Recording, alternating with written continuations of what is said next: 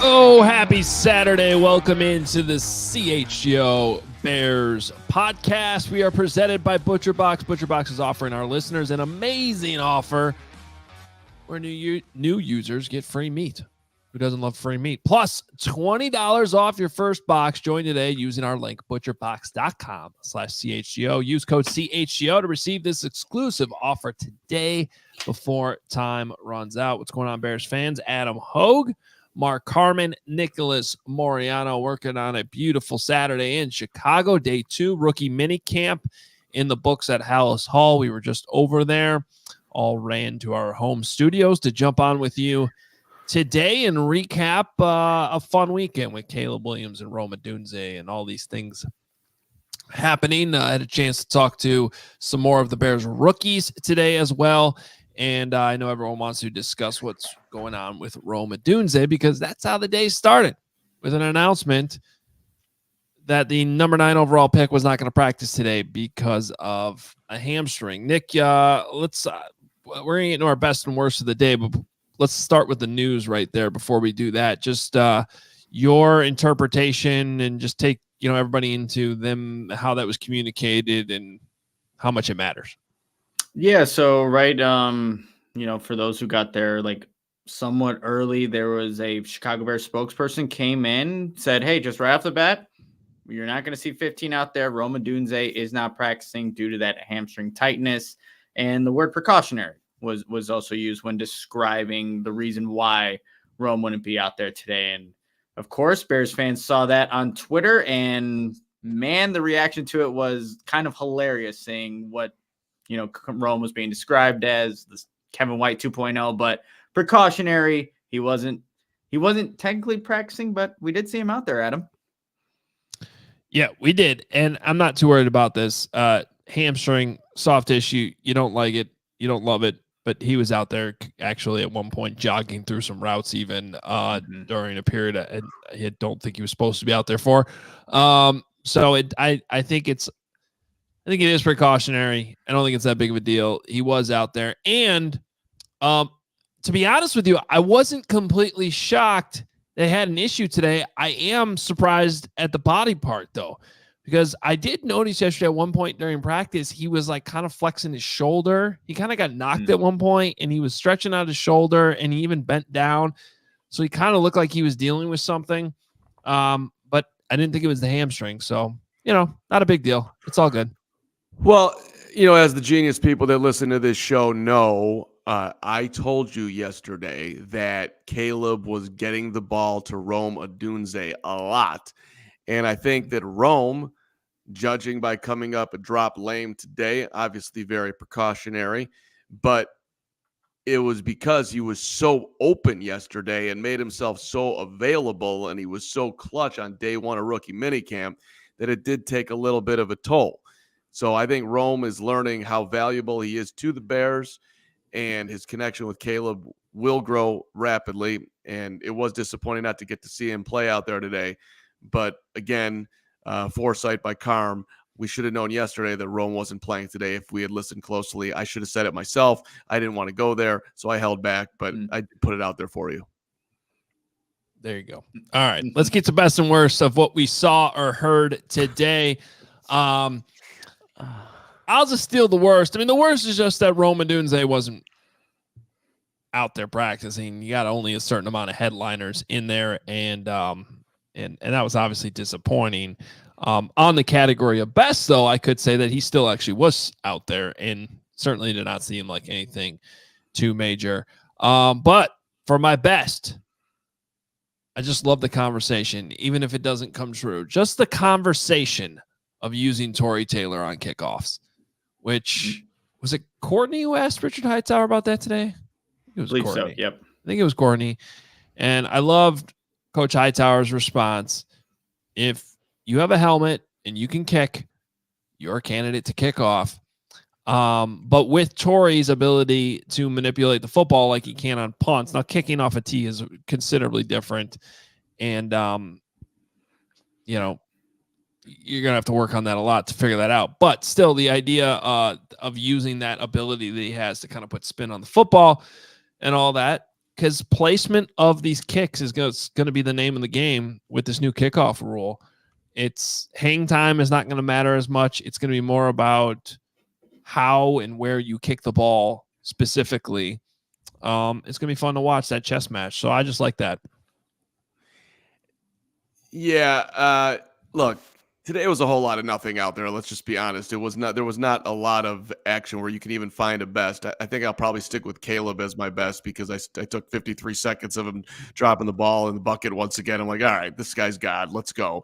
13. I mean, USC. 18. Bears. Give us a like. All of it. It's just fun to watch them out there, even on a basically nothing day. I do, my worst today. I don't mean to, go at somebody on the show this early in the show. But my worst today is Adam Hoge.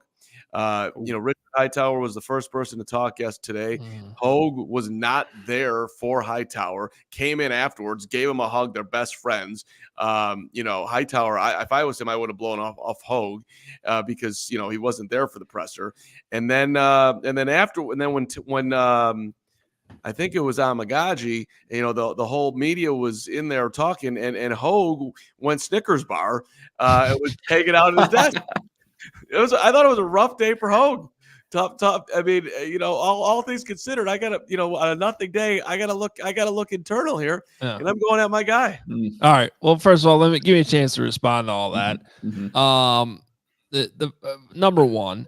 When you have a 40-minute exclusive interview with the guy earlier in the week, I don't think you need to be at the press conference.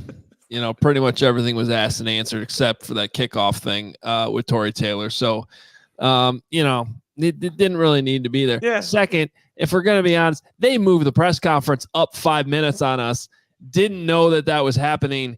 And I was in my car, not to make you feel bad, talking to my sister who's up at a hospital in Minnesota, and I thought I had 5 more minutes. So I got out of the car at 50 instead of 55 because I thought the press conference started at 55. So, yeah, didn't walk into the presser right there on time. And we missed you. I missed you. I mean, you big time. I mean, you had a real reason, and I feel terrible right now. That's all true. But I also think you were like, I already talked to Hightower. The rest of you, second, sloppy seconds, whatever. Hoge got him. Yeah, a little bit. Basically. Yeah, basically. How about that? Now the Kiran Amegadjie thing. Yeah, I committed to the ice cream Snicker bar, and because it's ice cream, it melts. I was committed at that point, and I wasn't going to walk into the press conference with ice cream. So I'm like, you know what? I'm just going to sit this one out. We'll catch up later on what Kiran had to say. So that one I truly apologize for. That was a loaf. Yeah, good Snickers bar ice cream. Was it good? I mean, it's a great addition to the media room. I don't know where or why those are there now, but they were starting to run low, and I had not had one yet the last couple days. And I was like, come on, we're not going to get out of this weekend without me having one of these.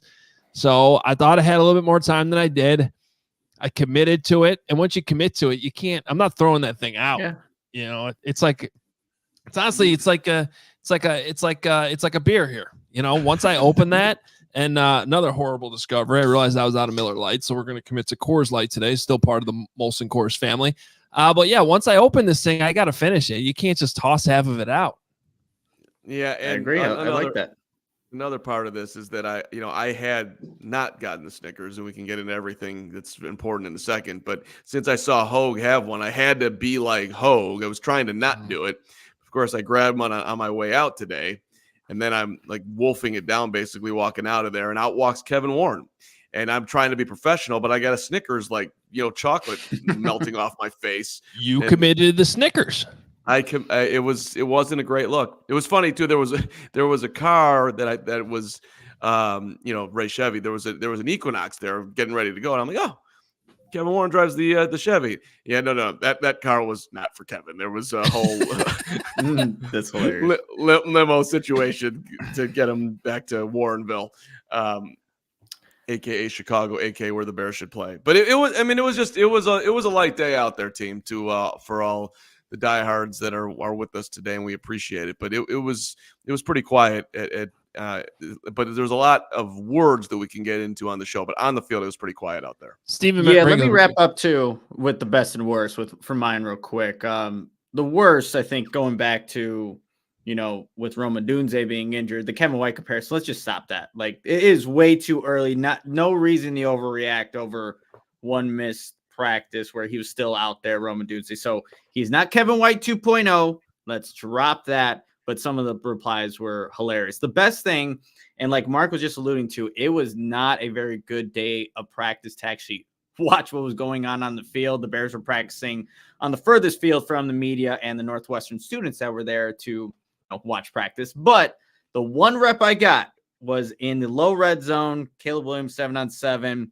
He connected with, because there was limited wide receivers out there, Freddie Swain, wide receiver out of Florida. Nice little route to the right flat.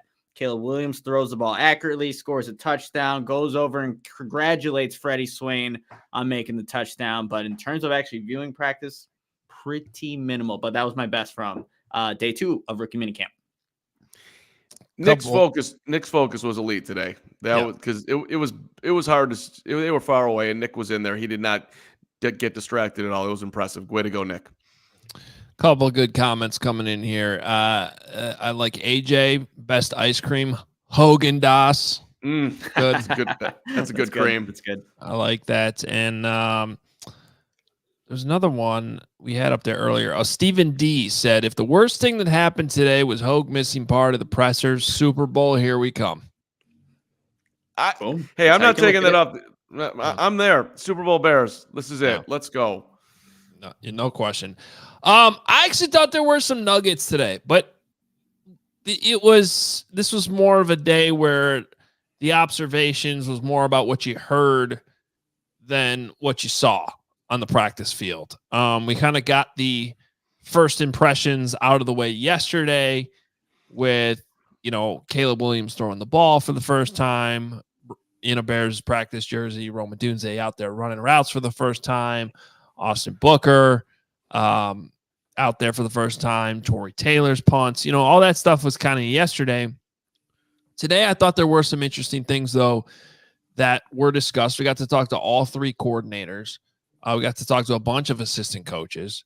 So as Carm tries to tell you not to watch the rest of the show by saying nothing happened, I would encourage you to stick with us because I think we actually have some nuggets here to get through. I said nothing happened on the field. It all happened off the field, which is exactly what you just said for the record. There was a lot happening off the field. Why don't you lead into what you thought was the most important thing off the field after you tell us about something? Is that what's happening? No. Well, I guess we can do that too. Yeah. That might be a good segue. All right. ComEd, energy, something we all need and love, especially right now. Energy. It's getting easier for businesses to switch to electric vehicles. We all know that. That's something we can all get behind for the health of the planet, for the well-being of all of us who share it. Yeah, the electric grid is evolving to meet your cleaner energy needs as we all move with confidence towards an electric tomorrow. Whether you have one delivery van or a whole fleet of shipping trucks, ComEd can help guide you to make the changes that make sense. So what should business owners do, Nick? Here you go, Adam. They can go to ComEd.com/clean to learn more about the resources, fleet rebates, and infrastructure incentives available to help businesses go electric. If you own a business, don't wait. Start making your plan today to switch to electric vehicles. Good for business, good for the planet, good for all of us. Go to ComEd.com/clean. Did you say ComEd.com/clean? It's exactly what I said. Go now and see how going electric connects us to a better way of doing business and a better future for generations to come. And a shout out to our friends at CIRCA Sportsbook, who we love partnering with because they put the most money in your pocket, the -110 split on the CIRCA Sports menu, better than any other sportsbook where you can go to. Putting that money in your pocket's a beautiful thing. CIRCA does not limit players based on their winnings. Every player has the same limits, unlike other books who do limit winning players. They don't do that there. So for the big player, you want to be at CIRCA. They also encourage bettors to download and explore all of those sports betting apps, by the way, to realize that what I'm telling you is exactly true. They also encourage you to download the CIRCA Sports Illinois app at circasports.com/Illinois-app. Sign yourself up today. Be on the lookout for the CIRCA events that we do over here. They're all with us all summer long, by the way. The 120 clubs for the Cubs on Fridays is sweet. You get to have yourself a great CIRCA Friday with the Cubbies. If you or someone you know does have a problem gambling, call 1-800-GAMBLER or text GAMB to 833-234 or visit areyoureallywinning.com.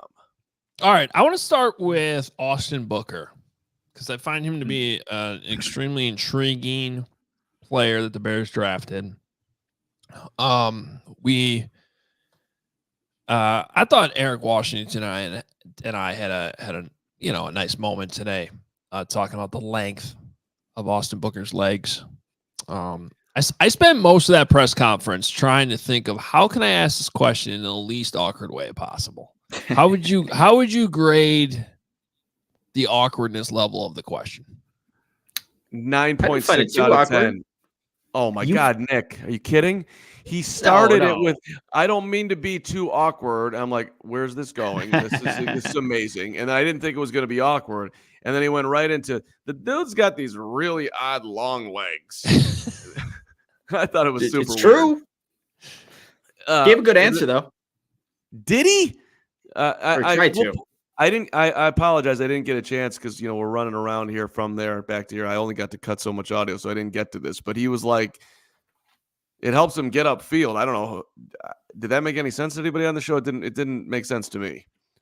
Well, I think he was trying to say that it helps. He talked a lot about the change of direction. Mm-hmm. He first started. We're talking about Eric Washington. We actually do have some audio from Booker. We'll play here in a second, but he went straight to the length. You have the actual. What he said. Yeah. So length is a great advantage for every player on the field, especially a player on the edge. What it allows you to do is to advance and put the tackle under duress. Right now, he can gain ground. He can really take the grass and really force the protection mechanics against the person he's working against. The quicker you can get there, the quicker you can initiate the play, initiate the violence, the better. One thing about that, especially on the line of scrimmage, you have to be able to change direction quickly. And that's one of the things as a rusher has to do, create that momentum and then very, very quickly counter that momentum. So with him, just being able to operate as an edge guy and as a short area guy when he needs to do that. Yeah, so obviously I wasn't really asking about arm length, which is how he started. Mm-hmm. I felt like he started answering that question, but then he got around, I think, to more of, you got longer legs, you're going to get to where you're going quicker, longer strides, things like that. These are the types of conversations you have on May 11th at Rookie Minicamp. Probably but part of why I want to ask the question is because I was genuinely curious. Can you get any type of advantage or disadvantage from having the body type that Austin Booker has? What I liked hearing was because honestly, my biggest concern would just be getting leverage, getting low with your pads when you're that tall, when you're and your waist is as high as it is. Can you still get the leverage you need underneath? And then later we had a chance to talk to Austin Booker about playing in the 3-point stance because I was curious about that history. And this is what he had to say. Back in high school, I was a 3-point, and I haven't been 3-point since then. Here and there a little bit in college, but just getting back into that groove of things. And but at the same time, it's the same thing. You got to get off the ball. You got to use your hands. And you got to have great pad level. So, like you said, yeah, there are some things that relate, but also getting in that groove, getting 3-point again, has been a coaching point. And the follow-up question to that, I think, was about how comfortable he is in a 3-point stance. And honestly, he said, I like it because it helps me get better leverage. It helps me get that low pad, the pads lower. So I don't necessarily view this as a problem, but it is an interesting adjustment that I'm going to be tracking because we are talking about a player who, in his own words right there, told you he hasn't really been in a 3-point stance since high school. So this is going to be an adjustment. It's one of the reasons why I don't think he's, going to necessarily be out there piling up double-digit sacks right away. But, he's adding more weight. I do think he has the body type to certainly play 4-3 defensive end. It's just going to be a little bit of adjustment period here. I like his attitude, though. I liked how he answered a lot of those questions today, including that one. Yeah, look, I mean, it's a 5th round pick, which I'm not going to say is a lottery ticket, but you're not, the percentages are not great for success.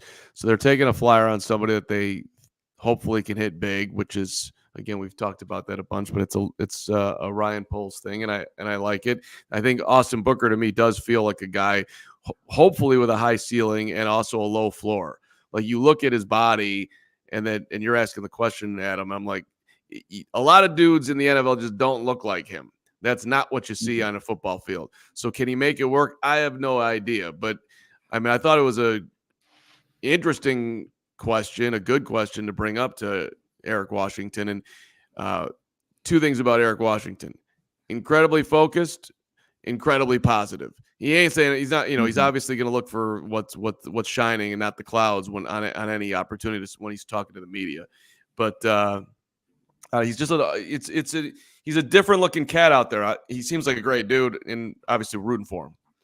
Yeah, and with Austin Booker, one thing he does have going for him, and Eric Washington talked about this, is the energy that he plays with. And we know with Matt Eberflus, you need to be able to you have to show effort on every single one of those plays. You're going to get graded through practice, through these games on the hits principle, and that's something that I think is just natural to Austin Booker. I asked him about where that energy comes from. He said he's been doing it ever since he was, a young kid playing football and growing up that way. So it's something that he can take with him as he's still kind of learning to develop, I think, into his body, but also to get natural at that 3-point stance. So at least he has that going for him. And, the word slippery was used to describe a guy like Booker, and Eric Washington was saying that he's always rotating and flipping his hips, and that makes it difficult on opposing offensive tackles to really get a good block on them. So he has some things going in his favor, but obviously as a 5th round draft pick, like all these rookies, they have things to work on. Yeah, and to Stephen D's comment there, like he has a frame to put on more weight. I honestly think he looks more like a 4-3 DM with hand in the ground type of player than being a 2-point stance guy like he mainly was at Minnesota and Kansas. So, yeah, love the pick. Can't wait to see him continue to develop. And even though, to your point, Carm, I think Eric Washington's going to be one of these coaches that's going to spin everything positively. I did think that there were some areas where he went out of his way. Like right off the top, he mentioned, he's like, Austin Booker looked great out there yesterday. He wasn't even asked about him. He just kind of brought that up on his own. And so I thought that was interesting.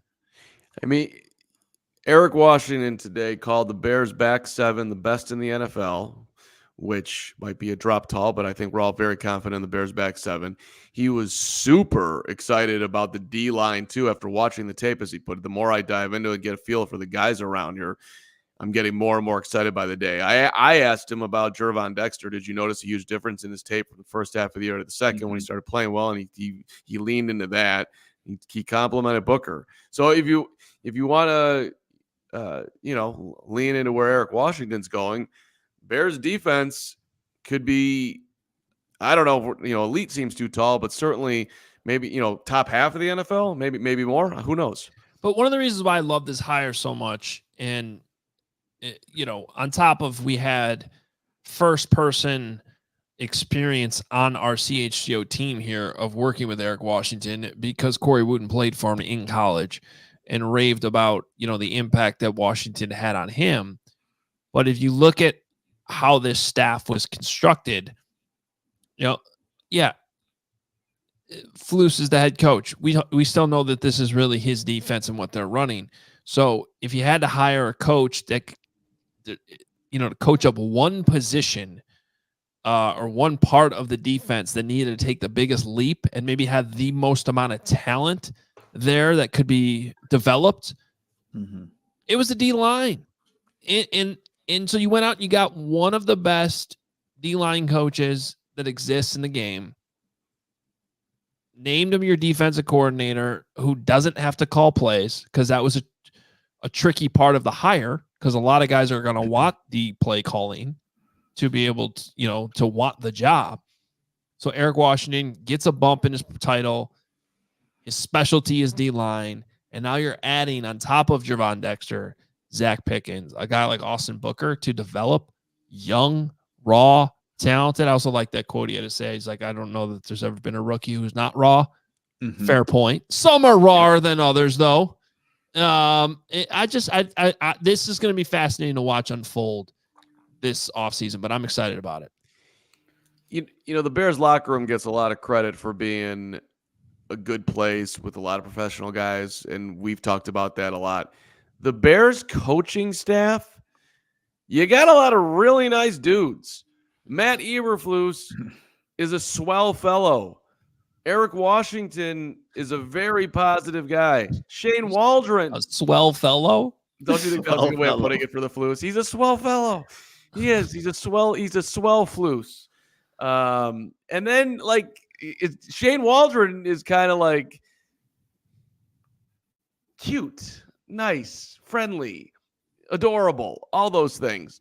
I mean, really, they have like a lot of football coaches. They've got this, tough guy, all that. It's really not the Bears room. They're a little more.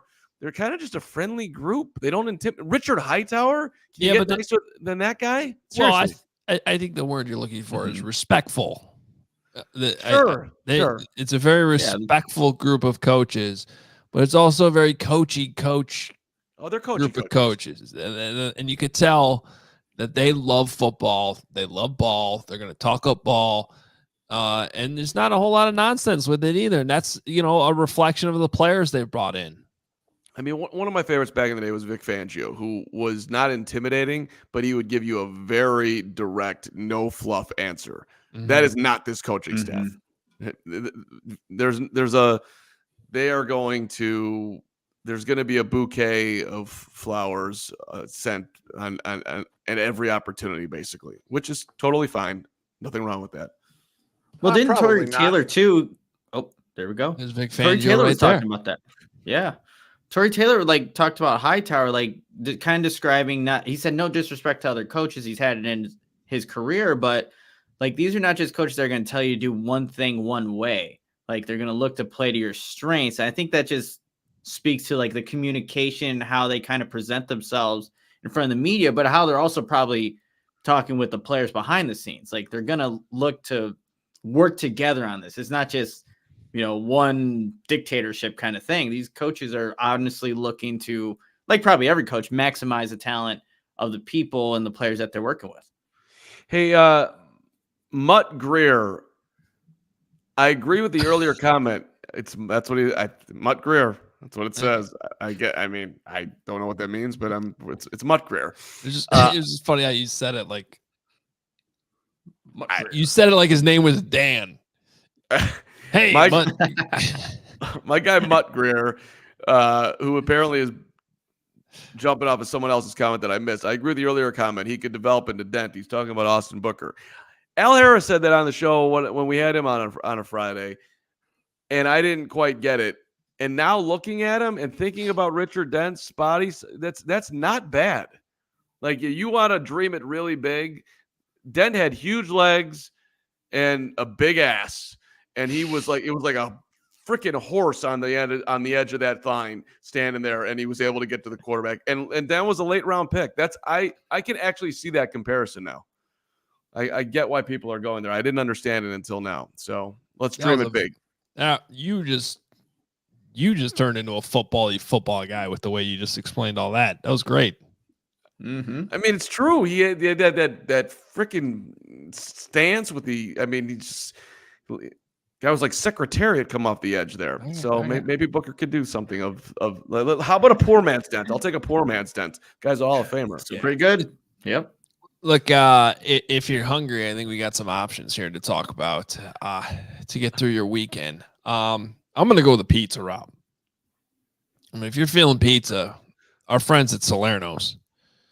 And then there's nothing better when we're at the CHGO studios and Salerno's comes through that door. The sauce is just so good. It really is.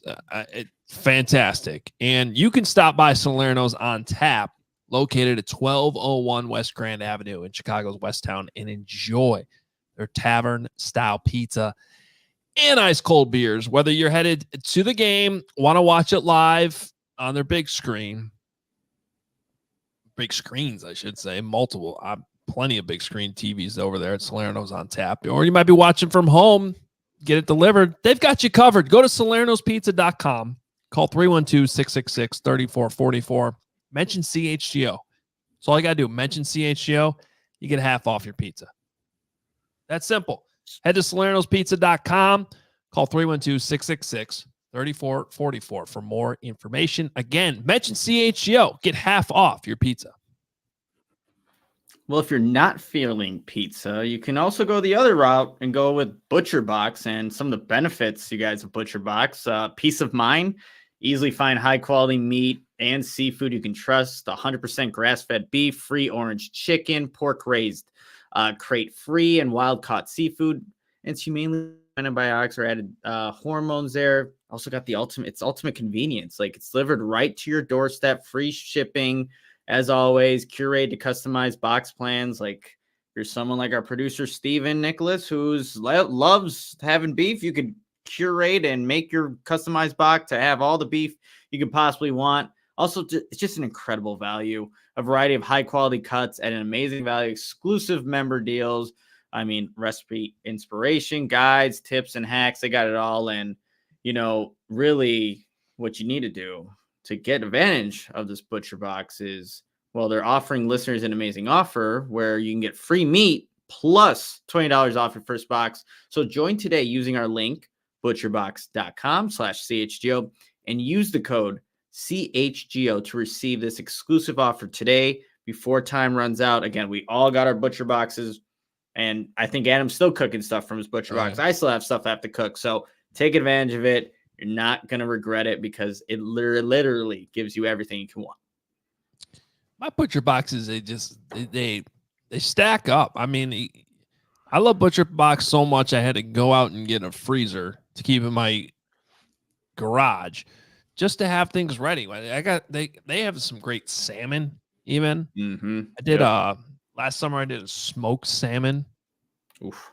That you can just like chill after it's all done, and then you serve it as an appetizer. Fantastic. I love that there's a full pizza battle going on in the chat of what's the best pizza in town. Yeah. Well, it's right. we know that. So yeah, it's a waste of time because it's Salerno's, and we all know that. All right. Well, while I was eating my ice cream today,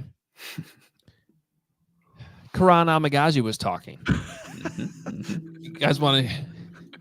I'm going to be like the rest of the listeners here, and I'm going to listen to this for the first time right now. let's go. Well, let's just say that Kiran was a man of. He was not loquacious. Kiran today. You didn't miss a ton here. It was an excellent choice with Snickers, but at any rate, the Carm Dictionary today is just all over the place. We got a swell fella. We got big ass. Yeah. Loquacious. It's a Saturday, baby. I've been in the sun. I'm delirious, and I think you put Carmen in a practice field for 2 straight days, and he just starts losing his mind, I think. I literally walked into the building next to the practice field by myself and just started thinking about how I could get myself fired. But then I came back out. It's a nice building over there. Figured Kevin Warren was in there somewhere. I wanted to have a stadium talk with him, and then I thought better of it. All right, back to you, Hoge. Kiran. Let's listen to Kiran Amegadjie. Here it is. I'm learning everything. I want to be as versatile as possible. I want to be able to contribute wherever I can. I'm not set on one thing. I'm a football player. I'll play wherever you need me. That being said, though, right now, where would you say you're most comfortable? Honestly, anywhere. Like I said, I'm a football player. Offensive line. Obviously, there's different nuances, but you go out there and you block and you do your job, and that's it. And then that's what I do. I got distracted there by that excellent photo. Nick, did you take that? I'm going to be completely. I was distracted because I was trying to go through Mark Carman's photos and didn't find the photo I was looking for. So I don't even know if it was the one. But probably he's standing there with Chris Morgan, and he looked like he was looking right at your camera, like ready to go. I love it. There it is, right there on the screen. If you're watching on YouTube, I mean, don't mess with that guy, right? It was a USA Today image. Oh, I'm about to say, not me. Okay, yeah, that's a little better because quality. see, I was picturing it as because he's not looking directly at the camera. It looks like he's looking at right next to the camera. So if Nick was taking that photo, maybe Carm was standing next to Nick, and he was just glaring at him like, I've been listening to CHGO, and I don't know about that guy. Have you guys seen the movie Trading Places? Eddie Murphy, Dan Aykroyd, 1983. Yeah, okay. Dating myself. Nobody's seen, like literally nobody in my realm had ever not seen it. Now no one's seen it. No, I mean, look, we weren't alive, and definitely not in our 30s at that point. Yeah. Well, Eddie Murphy was offered a jacuzzi, and he was in this new house, and he didn't know who these rich people were, and he said, and he's like, "You're not going to jacuzzi nobody." And the whole press conference, when he was being so super serious and whatnot, I'm trying to get him to say something. I was like, "You are not going to Kiran Amegadjie nobody." He was not. He wasn't giving it up, man. Guard or tackle? What do you like more? I'm a football player. You are not. I ain't you're not getting me on this whatsoever, Carm, with your weird follow up, or I thought it was an okay follow up there. You know, he wouldn't go there. He's just a football player. Well, what did he have to say about his injury and not being able to participate in practice right now? Because we were a little surprised by that yesterday when Matt Eberflus revealed that information. He is not worried about it, and it's precautious. And his surgery was back in October. So I mean, do the math on that. It's he's not like there's no setbacks there, I guess, from if you're having serious calf surgery. The Bears quad, right? Quad. I'm sorry. So I don't think if I'm remembering correctly, he's not concerned about it, and he's not surprised that he's not playing. Go ahead. You got the actual word. Yeah, he asked where he's surprised the Bears wanted to slow play this process to get you ready for camp, and Kiran Amegadjie said, I was just expecting to come in and do whatever I can to be ready to play when my time comes, whatever I need to do off the field to be ready when I get on the field. So not the greatest answer there, but yeah, well, something to watch. Is a third round pick. And I don't think the Bears are counting on him, playing this year, but he's got a chance. And my guess would be, remember the Bears' history here has been to be very cautious with some of these guys in the offseason program and get them all. I say history, the last few years under this new regime. And then we even got to camp last year, and there was that time period where it seemed like everybody was out. In Indianapolis when they're practicing against the Colts. And then by the time they got to the season, pretty much everyone was ready to go. So they're not afraid to be cautious with all this stuff. Well, we did wonder, though, last year, because they did start out super slow, if that had anything to do with it. The guys missed time. I mean, I don't think they want a repeat performance of that. So. That's true. And that's a fair rebuttal to all that. Yep. All right. The third rookie we got to talk to post-practice today, Tory Taylor, the greatest Bear that's ever lived. And, boy, there's something about just having an Australian accent that makes this extra fun, doesn't it? Oh, yeah, no doubt. He could have kept on talking, and it could have been anything but football, and it would have been perfectly fine with me. Dude's a combination of Brad Pitt and Michael Jordan. The guy's so good looking, it's frightening. Can't even look at him. He's so good looking. He's better than Nicholas Moreano good looking. And then he's an athlete. He's Pitt Jordan. He's Pitt Jordan of punters. It's the Pitt Jordan punter. He's Pitt Jordan punter. Pitt God. Jordan God. I forget who asked the question, but I think it was Grody maybe. But he brought up how there's been a lot of people doubting using a fourth round pick on a punter, and I was actually a little bit surprised that he just didn't out Carm right there in the middle of the press conference. Like that guy and point would have been hilarious, and I think he should have done it. I was slinking down at the time when it was asked. Hiding, you were definitely hiding behind Pat Finley or something. Anyway, here's what he had to say about some of the critics that are out there. Tory Taylor critics. What's that saying? Pressure is a privilege, and I think it's really one of those things. A lot of that just comes down to matter of opinion, and the people in this building, I'll listen to their opinion, but the opinions outside the building, there's really not much I can do. I really only just worry about what I can control, and really, I'm just trying to get better as a punter. I don't really worry about any of the external stuff, but I just hope Chicago Bears fans are excited because I love punting the ball and I love winning games, and that's all that matters to me. Carm, we know that nobody on this show is swayed more on players than you based on what they say. Did Tory Taylor do anything for you today? Yeah, I kind of did fall in love. I'm not gonna lie. The guy was I knew it. the guy. He was incredibly humble and intelligent, and the likability factor, which we've all heard about, was on display. There's nothing to dislike. He's not worried about people. It's not about him. It's just about drafting punters. So he could have been like, all y'all who don't think that what I do is important better stick it. He could have gone there, but he didn't. So listen, I got nothing against Tory personally or as the player. I just didn't think that, I didn't think the Bears had the luxury of going punter where the roster was at. But I did kind of fall in love with him today. Long-winded answer, Hoke. I liked when he talked about when he gets the ball, he gets to control the game, right? Like he took a really just good ownership in that. It's like, this is my one opportunity, like a game, to take ownership. I can control the outcome. Like he can make an impact on a football game with each punt that he has. And you just felt it when he was talking about it. Like it was obviously it means something to him, as it should, but I really just liked how he approached that. Like, yeah, every time I get a chance to punt, I can control the game. I take ownership in this. So yeah, I think they have a good one in Tory Taylor there.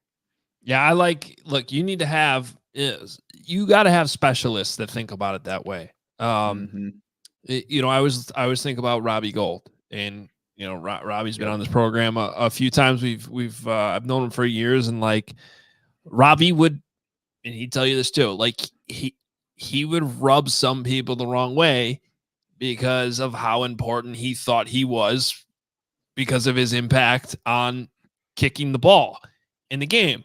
But who's the leading scorer in franchise history? Yep. It's Robbie Gould. So yeah, that actually is very important. And I love Tory Taylor saying that it's like a quarterback. I want the ball in my hands. So he didn't say it that way, but he said it like, I get to have the ball in my hands. And so it's very important that I do the right things with the football in those moments, because that's ultimately what this game is all about, having the football in your hands and making a difference with it. He gets to do that on fourth down. And I loved his answer too when he talked about holding.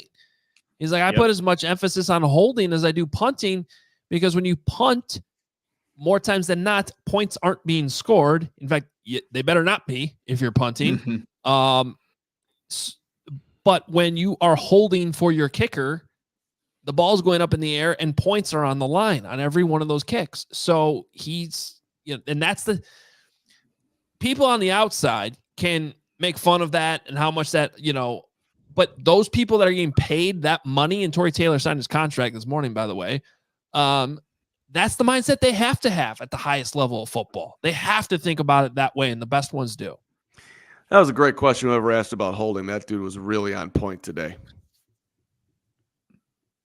No. What was it again? Just kidding. What's this with his Hoge have drops that he can play? I always do. I just usually use them on Hogan Johns, but you're no. I did bring up his holder part of the operation, because the Bears had like the three of them, Cairo and Trenton Gill and Patrick Scales, were buddies, and so obviously Trent's been cut and is gone. So that part of what he's doing is very important. Yeah, and so he's taking it as seriously. I like that answer. Also, to the point of the contract, it was funny when he was talking about that he sent a text to his parents like, "Hey, getting paid here," which this was a guy, because he came from Australia, couldn't benefit from NIL, even though he was extremely popular at Iowa. So he donated a ton of dough. He did a ton of charity work, but he didn't get rich. He's not Caleb Williams, Iowa guy, even though he probably could have been had he been from here. So he texted his parents, and he's like, "Yeah, they were sleeping. They probably didn't wake up." And Well, they're sleeping in Australia. Yes. Yeah. Mhm. So He didn't get a response. I'm sure they're waking up soon, if not already. Mhm. I want to say it's a 15-hour difference over there. So it's somewhere around 8. Might be 8:48. Yeah. What 6:48 a.m. 6:48. Okay. 6:48 in the morning. So they're waking up soon. It's some nice news to wake up to. Your son signed their first NFL contract. All right. And by the way, if you were watching this show yesterday, you heard me tease that we had a special guest on this show. That guest was rescheduled, but I promise you it's going to be a good one. And we're going to be knocking that out in the next couple days. So I think we'll have that for you Tuesday. But just stay tuned for that. I promise you're going to like it. And but I did want to pay that off because we probably got a few people like, wait a minute, I thought you guys had a special guest today. So that'll be coming up, and honestly, it'll be even better with us putting it off a few days. So stay tuned for that. Also, yes, Carm. Well, just don't forget, we also have a Die Hard overtime today. I'm going to be hanging out. Nick's going to pop in a little bit, so a little extra content for the true diehards to go into the full weeds of rookie minicamp. I got a bunch of notes that I'll be talking about, and just taking your questions if people want to chat about the old Chicago Bears. We're doing that right after the show, immediately following this broadcast. Damn it! That's right. That's right. Become a diehard. Become a diehard. You can do it right now. ALLCHGO.com/diehard. You'll have the information for all of that to keep the diehard OT rolling whenever this show is over, which will be in about 10, 15 minutes. We'll get the super chats here in a second. First, want to make sure you know that you can make Ray Chevrolet your first draft pick for your new Chevy this May. I don't think I said that correctly, but Ray, I apologize, Ray. Make Ray Chevrolet your first draft pick for your new Chevy this May. Visit our partner to shop their Memorial Day sales event going on all month long at Ray Chevy on Route 12 in Fox Lake, and RayChevrolet.com is one of the top-selling Chevy dealers in the Midwest. You'll always be able to shop one of Chicagoland's largest Chevy inventories. Plus, you can find the perfect tailgate video right now. You can get $10,000 off MSRP on a new 2024 Chevy Silverado. When I had my Chevy Silverado, that's where I went. I went to Ray. I got it from them, and it was fantastic for tailgating. You can also lease a new 2024 Chevy Trax for only $199 a month for 36 months. I believe that's what Carm did. Damn right I did. There you go. So celebrate Memorial Day your way. Shop over 125 of their vehicles priced under $20,000. So yeah, if you're looking for under $20,000, I got 125 of them ready to go for you. Just go up there to Fox Lake. Tell them CHGO sent you, and they'll take care of you. If you've ever heard of Ray Chevrolet, you've also heard of Ray's Price Promise. We've been telling you about it for a while. They're guaranteed to make your next vehicle more affordable than ever with no price changing, no add-ons, no hidden fees ever. And they mean it. That means the incredible prices we're talking about right now, you can expect to see the very same when you shop Ray Chevrolet in-store or online. A lot of times you go online, you see these prices, you go in the store and they're like, nah, this is the real price. That's not what Ray does. It's their Ray Price Promise, and you can shop the Memorial Day sales event all month long by visiting Ray Chevrolet in Fox Lake or RayChevrolet.com. They've been serving the community since 1963. Together, let's drive. And we've got our first golf tournament of 2024. It's coming up. It's the Cookout Classic. Ugh. It's a little bit frustrating for this show that it is on Monday of training camp, July 22nd. So we're gonna have to split up some duties. Some of us will be golfing, some of us will be at camp. But the bottom line is that you should be at our first golf tournament presented by Miller Lite, Shady Rays, CIRCA Sports, Illinois. You can sign up as an individual, twosome, foursome. Your entry fee, you get 18 holes and a cart. You get a gift at the tee for every single player. Of course, we got the whole contest. We got the giveaways. We got lunch. We got a ceremony. There is a cash bar for alcoholic beverages. You're not getting hammered fully on us. So bring a couple extra dollars if you want to go down that route. It is going to be a phenomenal time, and it's at St. Andrews Golf and Country Club, which is 22 2241 Illinois Route 59, West Chicago, Illinois. Come on out. St. Andrews Golf and Country Club, and just head on over to allchgo.com to find out more details. Get yourself signed up. Golf with CHGO, golf with all of us, talk Bears. It'll be a ton of fun. Oh, I love golf. That's right, Edric. It is on a Monday.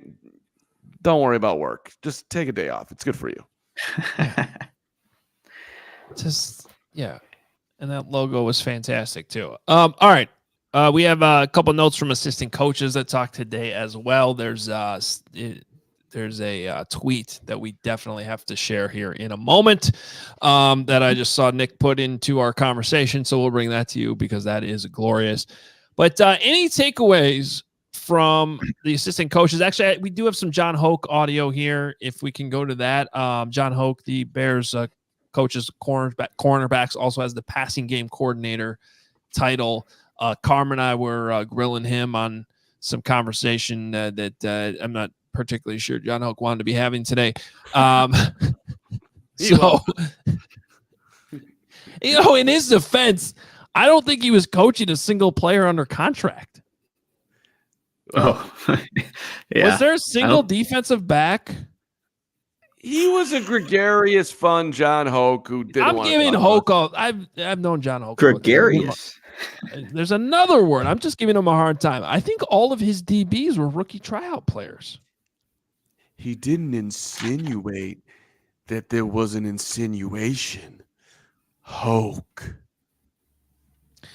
I don't know what you're talking about. People are like, we need to have Jordan every single day. It needs to get in here, and you must at some point. Okay. Appreciate it.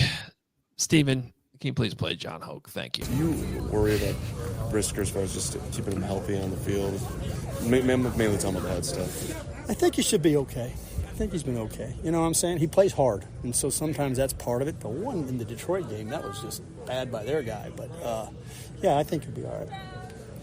So, your view of the new quarterback being on the back end with your defense, what was your first impressions? Of who? Your quarterback. That's here. I don't pay no attention to quarterback. I got a good group of guys that I have to coach. My job says the corners. That's who I coach. Eric said today the top best back seven in the NFL. What do you think of that? I coach the corners, and that's what I'm going to do. I'm going to give everything I got energy-wise to those guys. I'm a stay-in-my-lane guy, so that's where I'll be. Okay, the best four then in the NFL, right there. We got to find out. The front and the back, they all got to work together. And so, we'll just see how it goes. You don't want to ever make predictions, comparisons. Every year is a different year. So we got a good group coming back. We like them. We'll see how it shakes out. Next level for Tyreek, what would that be in your mind? That's a good question. Well, I didn't want you to have to look at it. I didn't want you to look at it that way. That's okay. Him just to continue to make consistency. Yeah. He's a physical guy. We know that. Just more consistent coverage-wise on a down-to-down basis. So there you go, John Hoke. I like John Hoke a lot. He's been... That was funny. That was a good question. No, I didn't mean it that way. Yes, you did. You thought that we were... who is... I know this Hoge guy, but this Carm guy asking me these bizarre questions. Yeah. What do you want me to do? Say that Eric Washington was lying to you about our back seven? I honestly thought I handed him a layup with the Caleb question. Whatever. Hoke's not going to be that. Hoke ain't going to be doing all the flowers that everybody else is doing with Caleb. Caleb's got to earn it for Hoke. I appreciate that out of Hoke. Okay, that's good. That's good. I like it. Well, I have a feeling he'll be watching the quarterback a little bit in training camp, though. Mm-hmm. He's going to crush your dudes, Hoke. It's almost confused. This is Hoke versus Hoge. It's too close. Very similar. Yeah. All right. And Nick, I'm curious. You had a 30-minute exclusive with Chad Morton, the new running backs coach. We haven't had a chance to talk about it. Did you get any? What was that conversation like?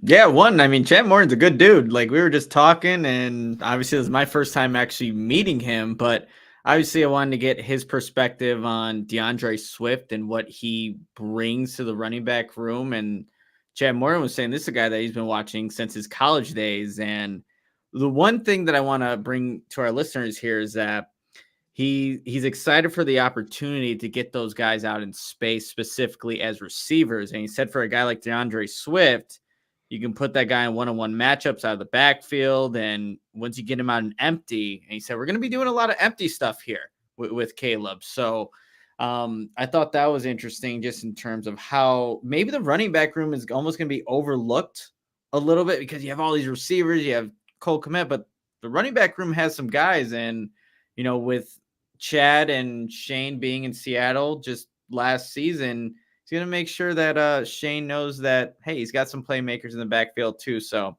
I will be having more conversations with Chad Morton as the season goes on. Awesome. I also want to talk a little bit about Thomas Brown, the new passing game coordinator. I thought he was awesome to talk to today too. And I want to be a little bit careful with my questioning, but he's in a very unique spot where he went through he had the number one pick last year at quarterback.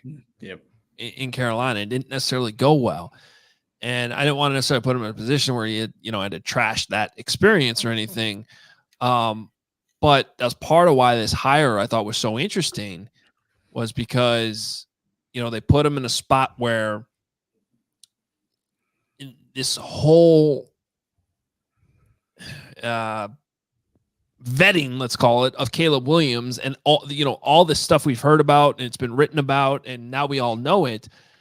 Thomas Brown was part of that too. And just having his experience of knowing what happened in Carolina last year, I thought he didn't really shy away from talking about it. And I thought that was interesting. And he was just like, yeah, it was definitely different. And, you take your experiences and you put them all together and you try to put Caleb in the best situation possible.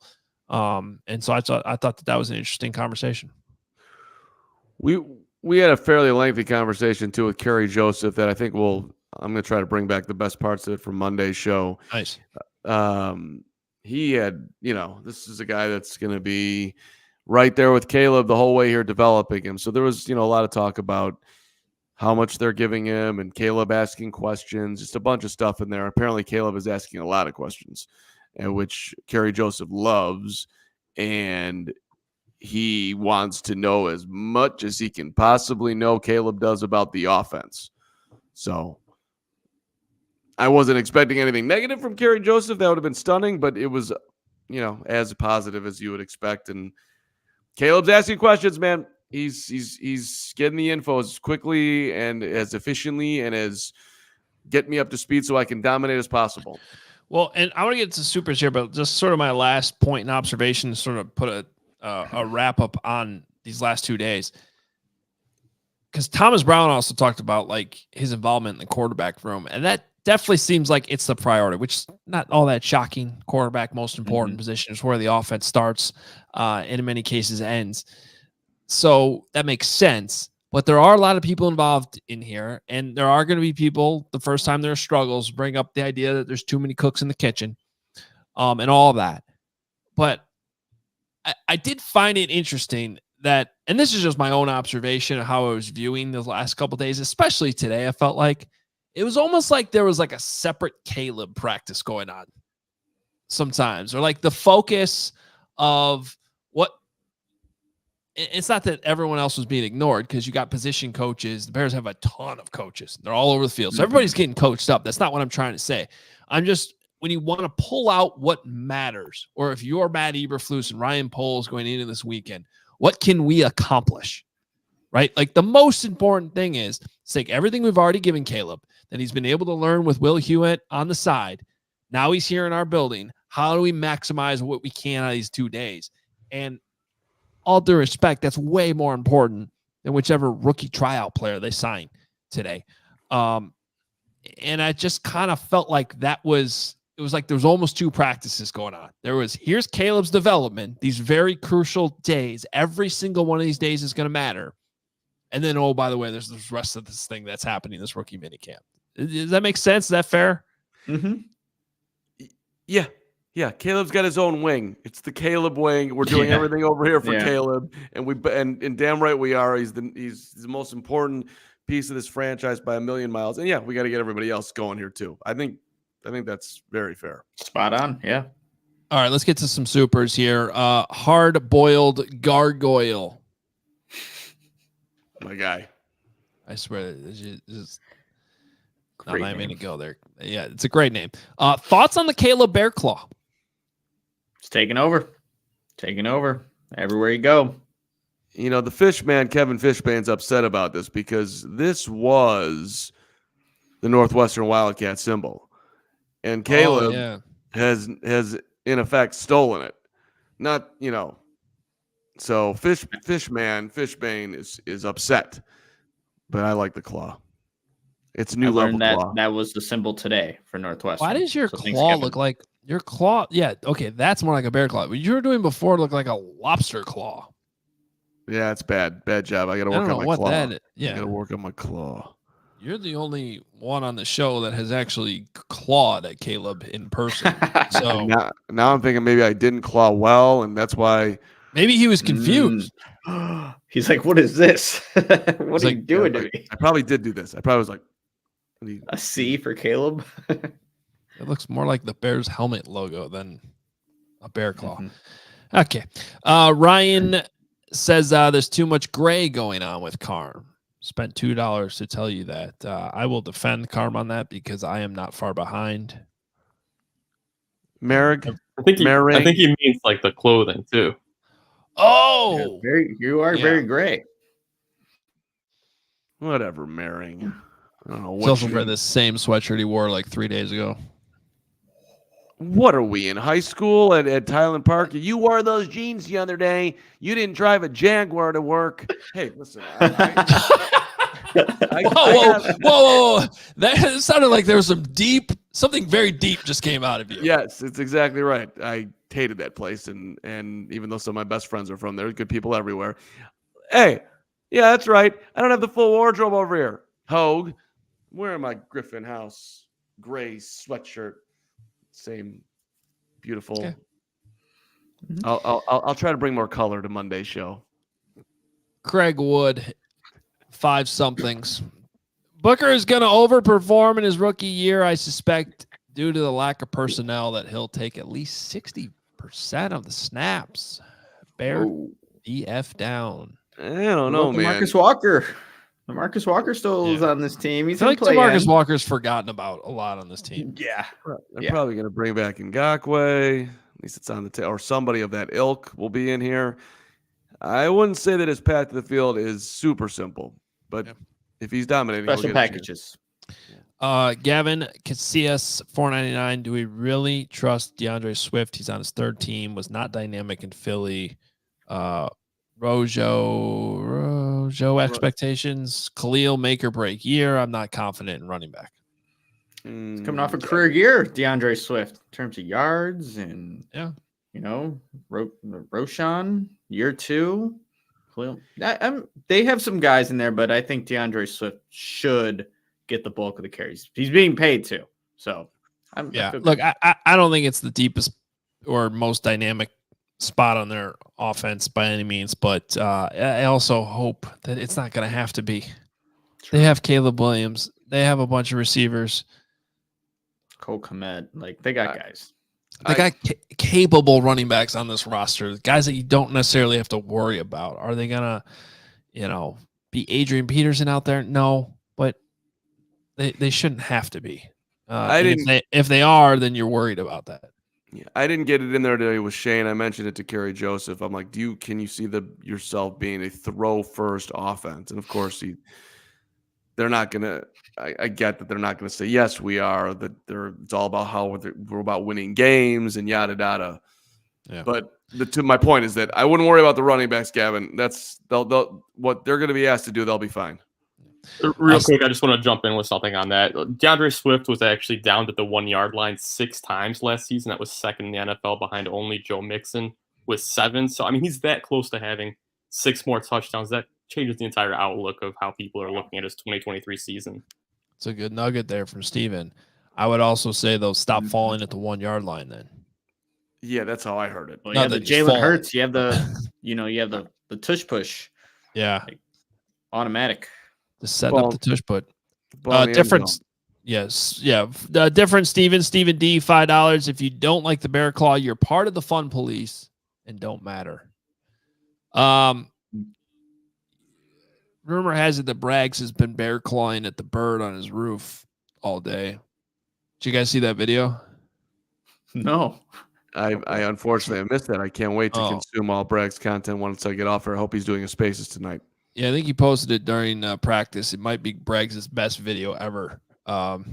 He was having a meltdown over a bird that lives over his back door, it looked like, and I'm watching now. Yelling at his entire neighborhood over it. It was very entertaining. I loved it.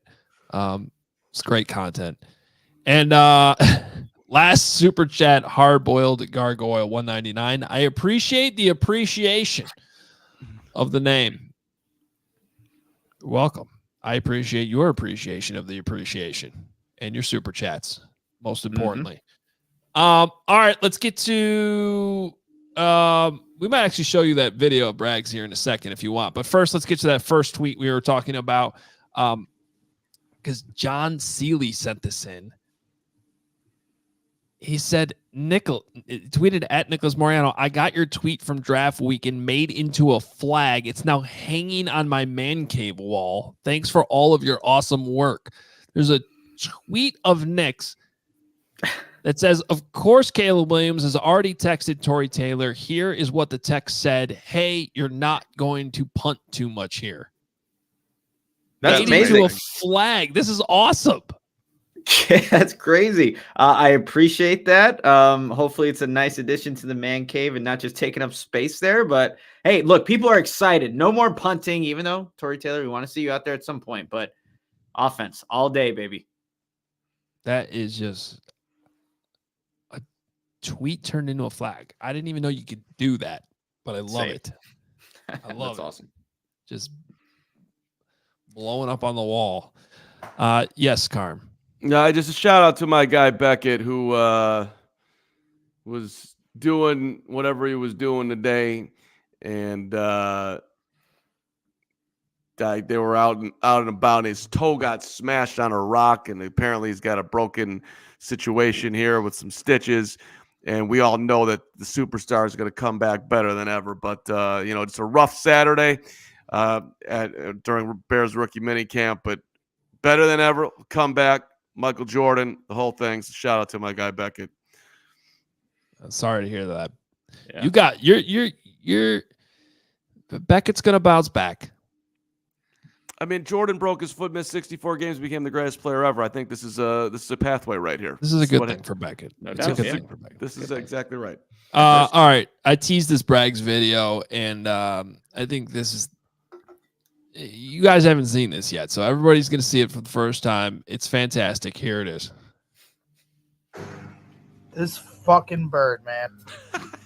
My wife and I are in a never-ending battle with this bird who wants to live above this awning. We put spike strips, and he just keeps coming. We've got spike strips all around this thing. And he just coming, bringing more and more shit. And also, speaking of shit, shitting all over our goddamn stairs. Look at this. It's one of these stupid-ass birds. Yeah, I see you. I'm tired of you. God dang it. All right. Do you think anyone called the police when they heard somebody yelling, I'm tired of you? I mean, I hope his neighbors have tried to get him arrested and taken out of the neighborhood. I think that'd be a good plan. How about the we had to see his feet walking barefoot. That's what everyone on Twitter was saying. Around the bird shit.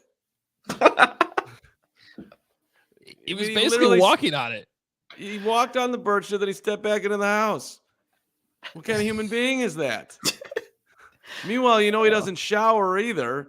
So he's bringing that bird shit into the studio. That's not true. Could be true. He showers. He wears socks I don't know. and shoes in the studio. Thank God. But for the record, I'm very proud of that bird, and keep going, bird. You got him. Probably has a nest up there. Take him down. That's right. That bird, by the way, you should re-nickname that bird Carm. I'm that bird. I'm coming. You're living on his deck, just shitting all over his deck. Yes. Carm the bird. Carm the bird. And I've been having a great time. That's actually plausible. Yeah. It's actually plausible. All right. It's been a great animal bird.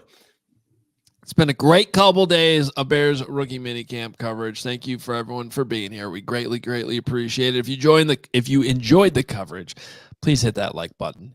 Please subscribe. Please send the link off to some of your diehard Bears fans who want content like this on a Saturday afternoon in May. Because we don't stop. We're bringing it to you year round. And we got OTAs coming up. We got a schedule release coming up. We got a special interview coming up here in a couple days that we're excited about. And we're going to be right back here Monday at noon, our normal time, with all the leftovers and more for you as we jump into another week of CHGO Bears coverage. Adam Hoge, Mark Carman, Nicholas Moreano, Greg Braggs yelling at birds, and our awesome producers, Stephen Nicholas, bringing it all to you. Yes, Carm. We're going to the Discord. Bears overtime. Bears training camp overtime starting right now. So be there. Talk to you Monday. We all silly like the mayor.